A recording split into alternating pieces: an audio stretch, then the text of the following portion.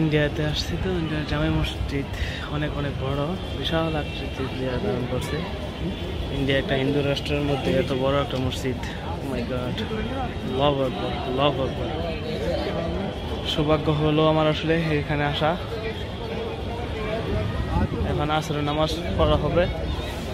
কত কত শত শত মুসলিয়ান কি করতেছে, অজু করতেছে, এবং এগুলো সব পর্যটক মানে ঘুরতে আসে, দেখতে আসে, যারা মুসলিম হিন্দু সবাই মনে হয় এখানে আসে। আজান দিবে, আসরের আজান।